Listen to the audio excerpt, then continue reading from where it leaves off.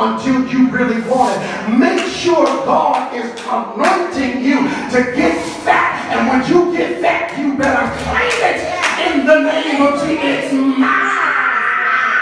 God gave me this house. It's mine. God gave me this spouse. It's mine. God gave me this business. It's mine. God gave me this opportunity. It's mine. God gave me my body. It's mine. God gave me my intellect. It's mine. God gave me the vision. It's mine. God gave me the dream. It's mine. Somebody holler, it's mine. Aaron made a golden calf. No. Here's what Jewish Midrash explains to me with commentary.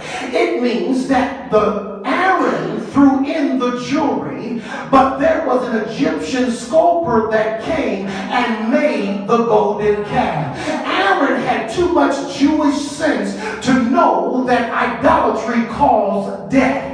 And every good Jew know that if I bow down to something other than the Creator, my life would be snuffed out. So Jewish commentary teaches me Aaron did not create the golden calf. The people did not want to replace God, but the people who got anxious, they thought their leader was gone, so the golden calf would replace leadership, not the God. And so when the leadership is replaced, Moses, I don't know if he's dead, I don't know if a wolf got him, but I heard the promise that I'm going to the promised land. I can't afford to stay in the wilderness because I want to press on to the promised land. And whether we've got the mediator, whether we've got Moses who brought us out, I'm going on anyway with or without Moses. So Aaron, you're still here. So what I want you to do, I want you to create another leader. I want you to create another surrogate for God's presence. And that's the problem with the modern day church. You get so anxious and desperate, you don't wait, you don't stand still. Psalm 46 says, stand still and wait for the Lord. When you stand still, I don't need another pastor. When you stand still, I'm not looking for any appeasers. And that's what I understand. It's not idolatry here, but it's disobedience. And they got anxious and got ahead of the plan of God. Moses cannot be replaced. Aaron cannot be replaced. God's plan can't be replaced. So what you need to do is wait for the plan of God. Verify, Amber, that the golden calf was now created. And that's where he drops the tablets. He comes back down from Sinai and he sees the golden calf and perceives it. And he's shocked and he's dismayed and he's traumatized, and he drops the tablets on which the law and the command was ascribed. Here it is. The story picks up in chapter 33, the aftermath of the golden calf. And Moses is disappointed and he's separated from the camp and he pitched the tent of meetings. Since the people had fallen from their lofty spiritual perch and now watch this, fallen away from God, God announced that his presence would not reside among them. Moses left the camp and set up his tent. It's called the tent of meetings, in the isolation from the sinners. So he backed away from the camp of Israel and he created the tent. And the tent is the surety of the presence of God. And every good Jew knew that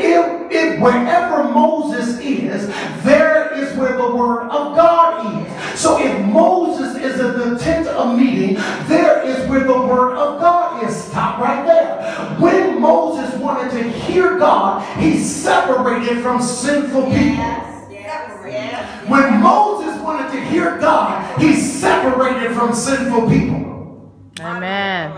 When you need to hear a word from God, or you need to see a move of God, you've got to separate from sinful people. Because guess what? Sinners are going to find you if they're looking for God. Are you with me? And so watch this now. Moses is disappointed. He separates from the camp and pitches the tent of meeting. And so now he's isolated there. God will speak to him. Here's the situation. God assigned Moses to lead the people from exile to their land. but did not inform him what form of heavenly guidance would accompany him as he's traversing from the wilderness to the promised land. Now Moses pleads for God's nearness. I gotta stop right there. Moses pleads for God's nearness. And so now watch this now. I know that you're upset, God, with the people of God because they got ahead of your plan, because they got desperate and they could not see me. Can I stop right there?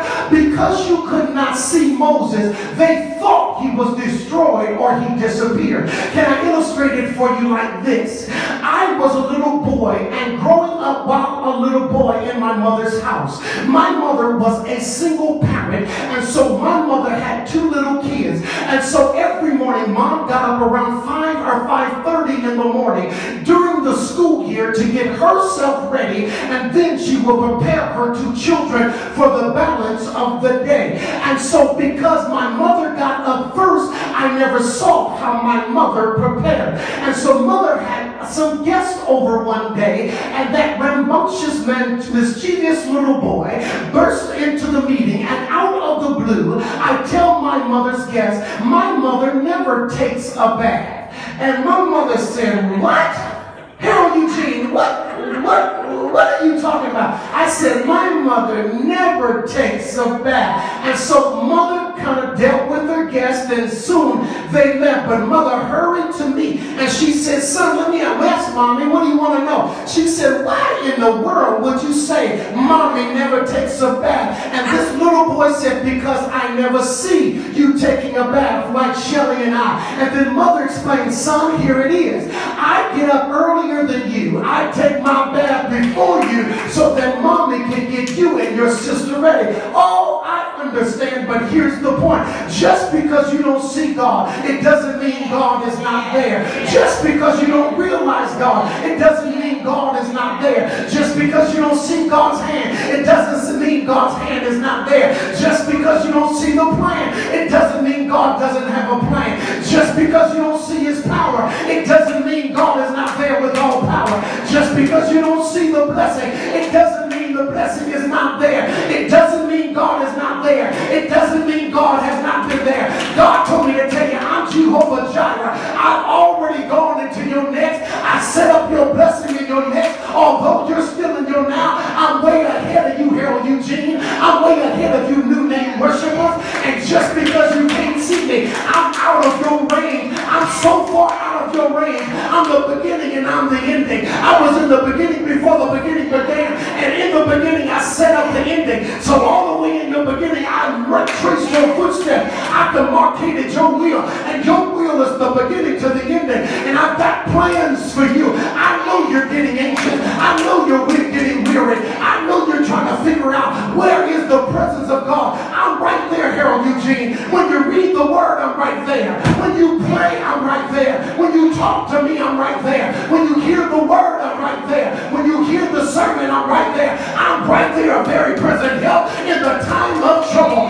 My mommy took a bath, but just because I didn't see it, it doesn't mean my mother's not clean. I smelled she was clean. I never smelled she was dirty, but I was not convinced that she took a bath. But God told me to take it. Don't you ever make a determination based on what you can see, because I'm out of your range. My thoughts are above your thoughts. My plans are above your plan. But I'm a very present help when your back's up against the wall. I'm right there for you. And I'm getting ready to show you that I'm a very present help. I'll show you my hand. I'll show you my face. I'll show you my back. I'll show you my word. I'll show you my power. I'll show you my plan. Somebody holler, show me. And I'll tell you this now. God appears in ways that you do not understand. Yes, hallelujah. Thank you. In chapter 33, in the opening, climbing to verse 12, Moses is concerned. I can't see you. I want to talk to everybody in this room who can't see God.